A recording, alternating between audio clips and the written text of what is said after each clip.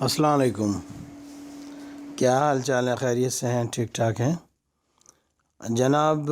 آج کچھ اور خبریں آئیں، ایک کل خبر تھی اور خبریں کچھ یہ ہیں کہ جنرل راحیل شریف صاحب جو ہیں وہ بہت جلد ریٹائرمنٹ لے رہے ہیں یا ان کو دی جا رہی ہے واٹس ایور۔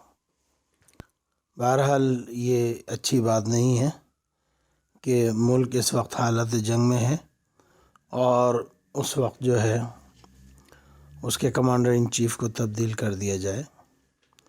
ویسے تو ہر آدمی نے اپنی مدت ملازمت پوری کرنی ہوتی ہے اور اس کے بعد اس کو جانا ہوتا ہے، لیکن اس وقت چونکہ ہمارا ملک حالت جنگ میں ہے، ہندوستان سے روزانہ کچھ نہ کچھ پنگا چل رہا ہے، لڑائی ہو رہی ہے، تو میرے ذاتی خیال میں ان کو اس وقت جو ہے موو نہیں کرنا چاہیے وہاں سے۔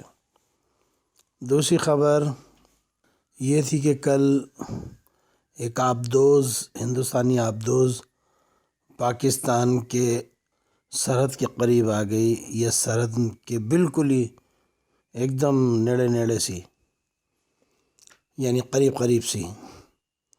تو بہرحال ہماری نیوی نے جو ہے انتہائی مہارت کے ساتھ اس کو ڈیٹیکٹ کیا اور اس کو بھاگنے پر مجبور کر دیا۔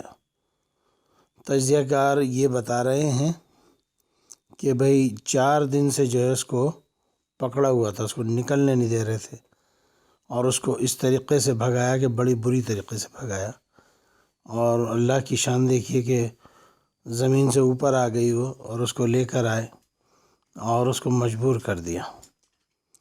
آج کی خبر یہ ہے کہ آج ایک ڈرون یعنی جاسوسی چھوٹا سا جو جہاز بنایا ہندوستان کا اپنا ہے، وہ انہوں نے بارڈر کی طرف بھیجا اور وہ پکڑا گیا وہاں پر، بلکہ پکڑا کیا گیا، اس کو مار گرایا گیا۔ تو اب ہندوستان جو ہے اوچھے ہتھ کنڈوں پر اتر آیا ہے، بالکل وہی اوچھے ہتھ کنڈے جو 1965 کے اندر تھے، کہ تھوڑا تھوڑا پنگا لیتا رہا، چھوٹا چھوٹا چھوٹا چھوٹا، کبھی اخنور سیکٹر، کبھی کہیں کبھی کہیں کبھی کہیں، اور ایک فل فلیش حملہ کر دیا اس نے لاہور کے بارڈر پر، جس پر انہوں نے کہا تھا کہ جی ہم چائے پئیں گے جیم خانے میں جا کر۔ تو بہرحال سمجھنے کا مقام ہے، اس وقت سمجھنی چاہیے دشمن کی چال کو، وہ کس طریقے سے پہلے ہمیں دیکھ رہا ہے، وہ وہی حساب کر رہا ہے کہ وہ کہتے ہیں نا کہ آپ پہلے پتھر پھینک کر دیکھیں پانی میں تو اس گہرائی معلوم کریں کہ پانی کتنا گہرا ہے، کہ ان کی تیاری کتنی ہے پاکستانیوں کی۔ پہلے انہوں نے چھوٹی بندوقوں سے لڑائی شروع کی LOC پہ، پھر بڑی گنیں آ گئیں، پھر توپیں آ گئیں، پھر اب کچھ اور چل رہا ہے، تو وہ دیکھ رہا ہے کہ کتنے پانی میں۔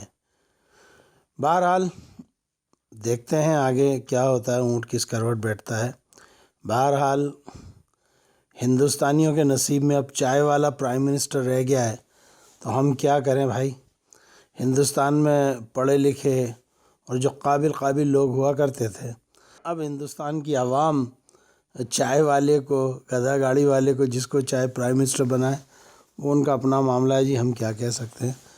بہرحال یہ قاتل ہے مودی، جس نے ہندوستان کے گجرات کے مسلمانوں کا قتل عام کیا اور آج بھی مسلمانوں کے پیچھے ہاتھ دھو کر پڑا ہوا ہے۔ ڈاکٹر ذاکر نائک کی تنظیم کو بند کیا گیا اور اب اس پر چھاپے مارے جا رہے ہیں۔ واللہ آپ دیکھیے، ہندوستان کے مسلمان اپنی وفاداری کا دم بھرتے نہیں مرتے ہندوستان کے ساتھ، ان کو غدار کہا جا رہا ہے۔ ہندوستان کے مسلمانوں کو، ہندوستان کے مسلمانوں پر بڑا ظلم کیا جا رہا ہے، بڑی بربریت، مسلمانوں کو کہیں کا نہیں چھوڑا جا رہا۔ مسلمانوں کے پاس نہ روزگار ہے، نہ اچھی تعلیم ہے، نہ ان کے رہنے کے لیے کوئی اچھی سوسائٹیاں بنائی ہیں۔ مسلمان سن 47 میں جس حالت میں تھے اس سے بھی کہیں گئے گزرے ہو گئے مسلمانوں کا کوئی پرسان حال نہیں ہے وہاں پر۔ اب مسلمانوں کو اٹھنا پڑے گا وہاں پر اپنے لیے، اپنے بچوں کے لیے، اپنی آنے والی نسلوں کے لیے، چونکہ ایسے کام نہیں چلے گا کہ یہ چائے والا آپ لوگوں پر جو جی چاہے ظلم کروائے اور آپ خاموش سہتے رہیں۔ اینٹ کا جواب پتھر سے آپ کو دینا پڑے گا۔ ایک تو بھئی یہ رہی بڑی زبردست بات کہ بھئی اس چائے والے نے ڈاکٹر ذاکر نائک صاحب کو کہ جتنے بھی ان کی ادارہ چل رہا تھا، اسلامک ریسرچ فاؤنڈیشن جو بھی تھا ان کا IRF، اس کو انہوں نے نہ صرف بند کروا دیا بلکہ اب اس پر چھاپے بھی مارے جا رہے ہیں۔ یعنی ایک ایسا شخص جو کہ علم سے بھرا ہوا ہے، شخص جس کو تعلیم ہو۔ اچھا دوسری بات یہ ہے کہ بھائی دیکھیے، آپ کہہ رہے ہیں کہ جی وہ ہندوؤں کو مسلمان بنا رہا، تو بھائی کیا وہ چھری رکھ رہا ہے ان کے گلے پہ؟ کوئی بندوق رکھ رہا ہے؟ صرف وہ یہ کرتا ہے کہ وہ تمہاری ہی کتابوں سے ان کو بتا دیتا ہے لوگوں کو کہ بھائی یہ بات غلط ہے، یہ صحیح ہے، آپ کی مرضی ہے، آنا ہے تو آئیے، نہ آنا تو نہ آئیے۔ بھائی اگر مسلمانوں نے بندوق کی نوک پر آپ لوگوں کو یا تلوار کی نوک پر آپ لوگوں کو مسلمان کیا ہوتا تو خدا کی قسم آج پورا ہندوستان مسلمان ہوتا۔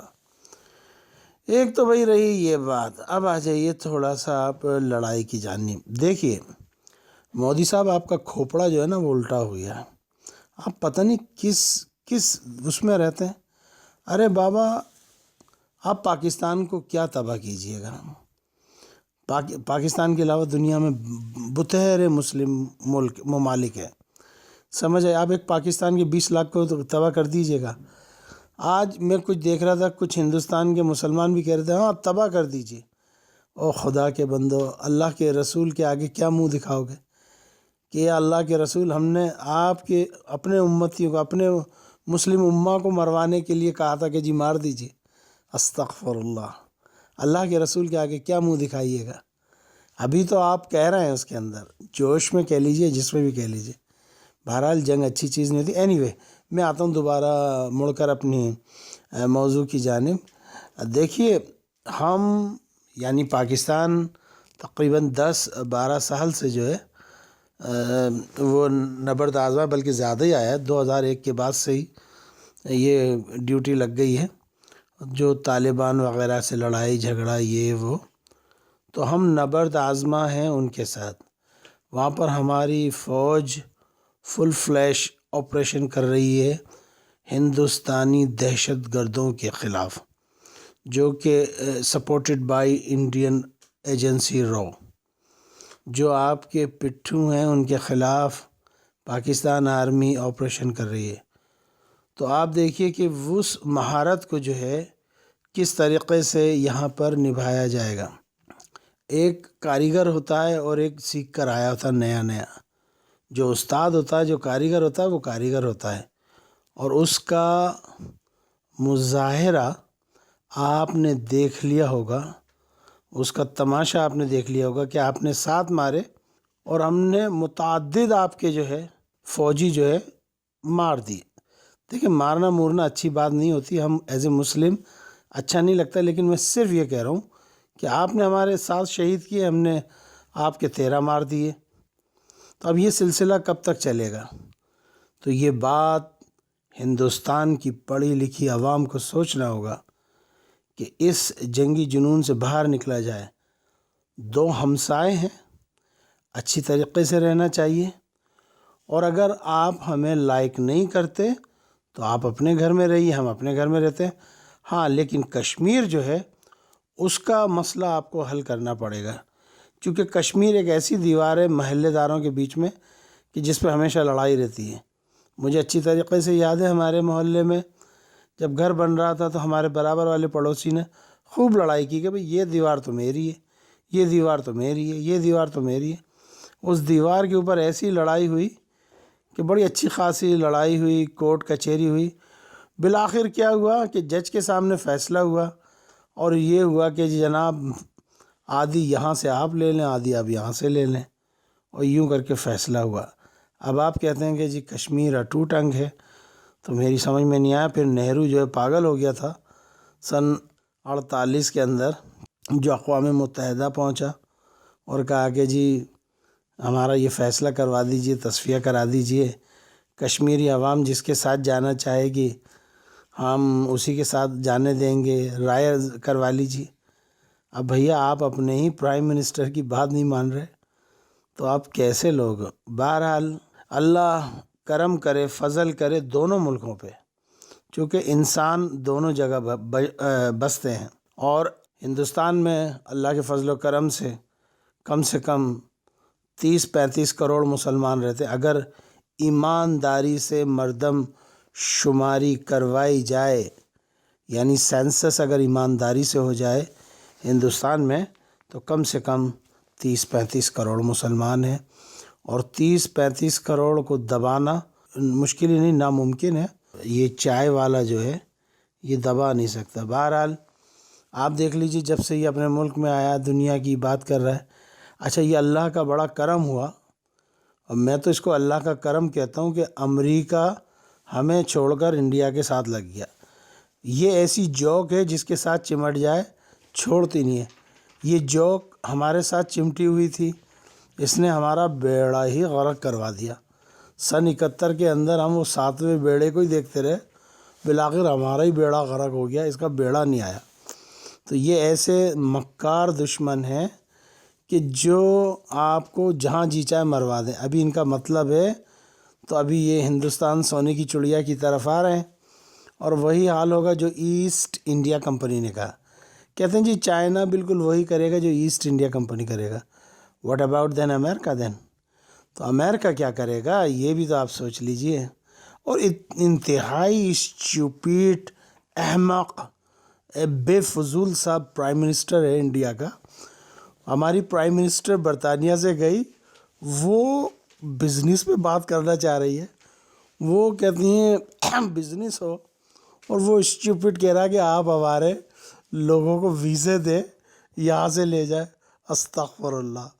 یعنی ان کی مینٹیلٹی دیکھ لے، انہیں غلام بننے کا شوق ساری زندگی رہا ہے، ساری زندگی رہا۔ 1000 سال مسلمانوں کے غلام رہے، پھر 100-150 سال انگریزوں کے رہے، اب اللہ اللہ کر کے بھیا آزادی ملی ہے تو ان کو جھل نہیں رہی ہے۔